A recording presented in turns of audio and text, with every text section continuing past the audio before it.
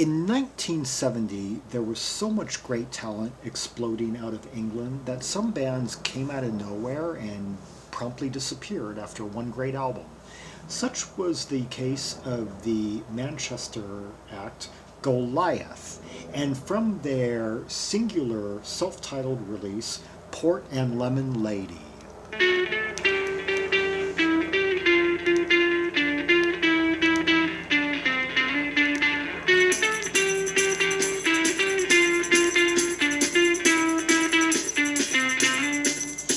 Broke the town unknown, deep in danger zone. Dream or reality, yeah. Coming through the song, just for kicks and fun. Death or fatality, yeah. Port and lemon lady, whiskey chase man. Running around the cornfields, you better catch me if you can. With us on the mountain, pick up crazy fun.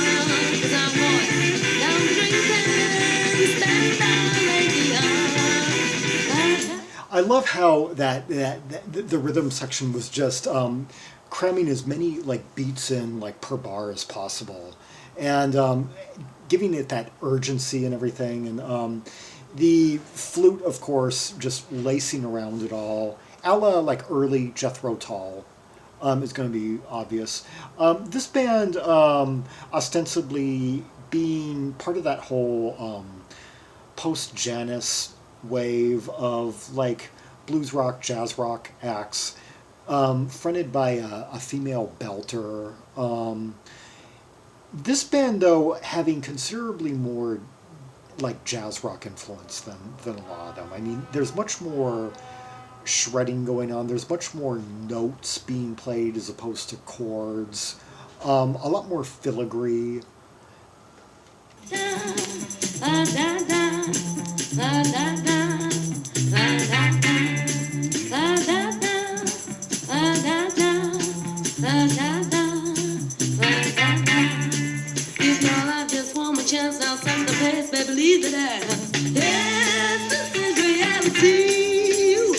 She seems to have a bit of a scat-like vocal delivery. Like she can.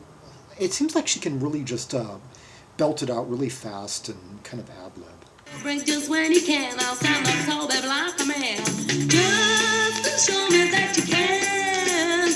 Port and lemon lady, whiskey chase man. Running around the cornfields, you better catch me if you can. Really great technical control of their instruments. I mean, the way that each of these players are able to play in such a choppy, kind of frenetic, fast-paced way right here.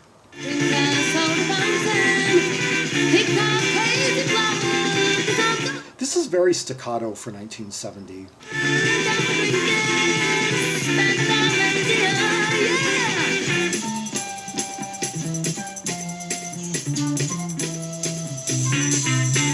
We've basically got like two main earworms here. We've got that flute melody, and we've also got that very unique structure of the chorus where it's all just, you know, kind of like steamrolling really fast.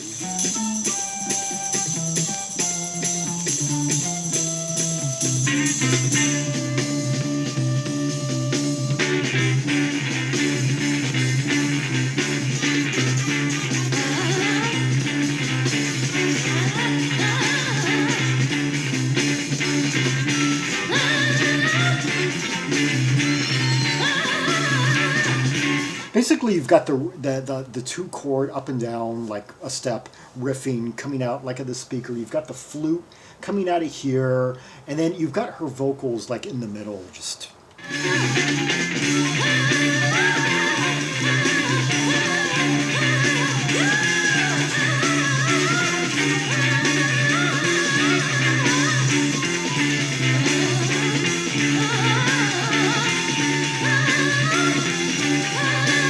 The flutist is quite the improviser.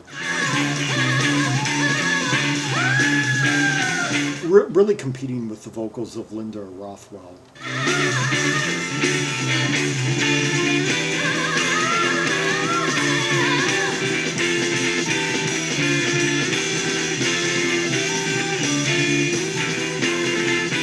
1 2 3 1 2 3 1 2 3 1 2 3.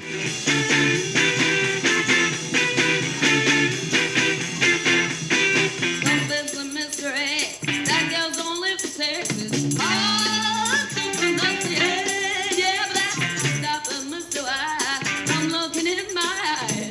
Oh, super pain. Yeah, oh, I'm a lady. Whiskey takes a man. Running around these corners, you better catch me if you can.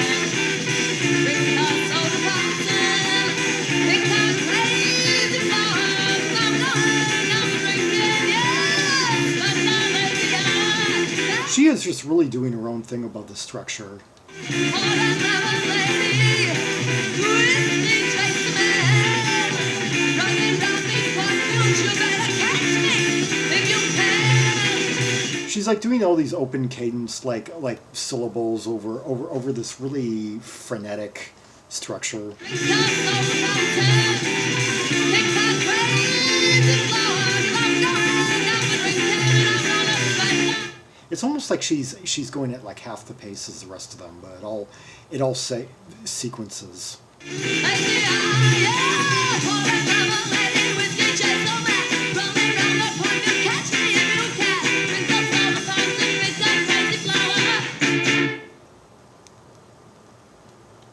Wow, yeah, really frenetic track.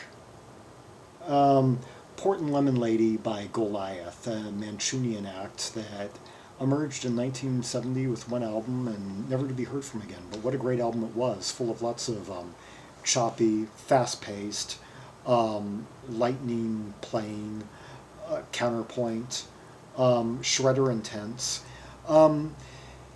Yeah, there were quite a few bands like this, you know, that had this kind of lineup with the female fronted, like, male rock combo, influenced by blues, sometimes jazz, and psychedelic rock. But this was definitely the most shredder intense, the band armed with the highest level of technical dexterity, you could say. One band that was very influenced, or if not directly influenced, at least carried this sound forward, Fusion Orchestra, who put out one album, Skeletons in Armor, 3 years later. Let's check Linda Rothwell was not really seen in the music scene again. Too bad, great talent she was, and good-looking young woman. I guess released one single in 1973. Otherwise than that, dropped out of the music scene. Let's see, bass guitar, John Williamson, 30 credits according to Discogs.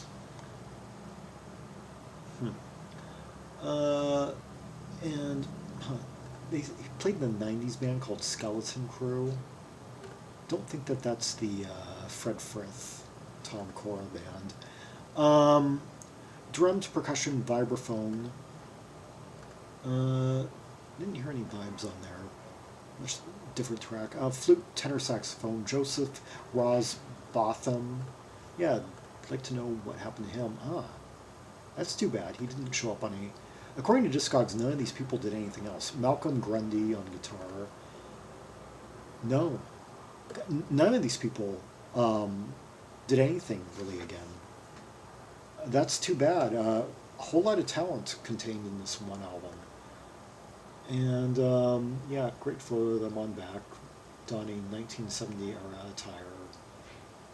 Yeah. And one of the best albums in 1970. I do mean that. And I have heard like around 750. As a matter of fact, I think so highly of this album and of tracks of similar intensity to this. And some of them really lengthy, stretching out instrumentally more and more. And Linda Rothwell showing that she had the pipes for a lengthy career. Quite a few of these people deserved to have gotten phone calls on the strength of this album. It's too bad CBS didn't promote it better. But then again, I guess there was just so much going on in 1970 that some bands just kind of got lost in the whole crowd of the whole big swarm of music that was coming out. For more rubies and sapphires from this Goliath album, see the directory of albums by English G artists, where you can see Goliath and other oftentimes overlooked but great bands from this time period, like The Greatest Show on Earth, Galliard, Gypsy, of course, and bands that did get their due, like the Groundhogs, Gravy Train, Gnidrolog, bands that have become more popular in the 21st century, Gryphone, as well as, the biggies like Gentle Giant, Genesis, on down to like Generation X, Gary Newman. Yeah, you can see them all in the directory of albums by English G artists for reds and purples that can keep you busy queuing up great songs for months and months, years and years. Yeah, don't try and take it all in a single day or in a single week, or even in a single month. And also click on over in the Trimax musical directory, the year by year directories. Go down to the 1970 page, 1970 A Musical Infinity, and out of 750 some odd albums, notice how I have this album in the top 1%, based on the strength and like having like 6-7 reds on it, having amazing high quality ratio. And like and subscribe, and follow me on social media, and comment if you have anything more to say about this song or about this album or about this band, if you know information that I didn't have access to here about where some of the members may have gone or ended up. And until next time, this is Zaragon, the world's most ear-traveled Trimaximalist, signing off.